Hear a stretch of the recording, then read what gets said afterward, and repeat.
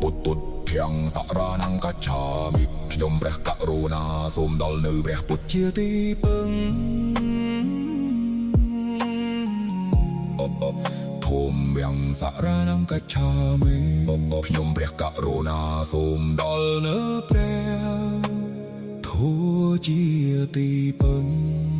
សង្ឃាំងសរានង្កច្ឆាមិខ្ញុំព្រះករុណាសូមដល់នៅព្រះសង្ឃជាទីពឹង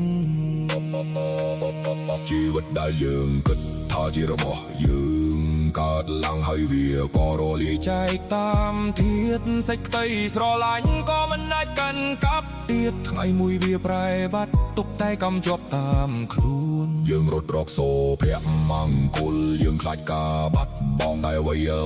នៅលើលោកនេះគ្រាន់តែជាការប្រព្រឹត្តទៅតាមកម្មអនិច្ចំមានន័យមិនទៀងទុក្ខំជីវិតមិនអាចជៀសវាងសេចក្តីឈឺអនត្តាគឺមិនមែនខ្លួនយើងទាំងអស់កើតឡើងហើយរលត់ទៅវិញ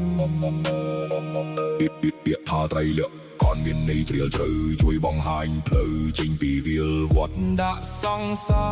អ្វីកើតឡើងព្រោះមានបច្ច័យរបស់វាដល់ពេលវេលាវាក៏បាត់រលាយបាត់វិញអនិច្ចំរាងកាយនេះមិនទៀងមែនពិតទុក្ខំក្នុងមួយជីវិតយ៉ាងច្បាស់ជាឈឺអនត្តាទាំង32មិនមែនជារបស់នៃយើងទាំងអស់កើតឡើងគ្រាន់តែឆ្លងកាត់ដោយកម្មបើយើងយល់ពិតចិត្តនឹងស្ងប់ស្ងាត់លែងចង់កាន់កាប់លែងខ្លាចការបាត់បង់អនិច្ចំសូមយល់ក្នុងចិត្តជីវិតនេះមិនទៀងមែនពិតទុក្ខំធ្វើចិត្តឲ្យប្រៃคล้ายជាសុខអនត្តាមិនមែនខ្លួនគិតថាលែងមានណាញ់គិតតែបីឲ្យចេញយើងនឹងជួបតែសេចក្តីស្មោកជួលបកតាមផ្លូវជីវិតដើរទៅមុខធ្វើចិត្តឲ្យស្ងប់ហើយបំភ្លេចទុកចោលទៅ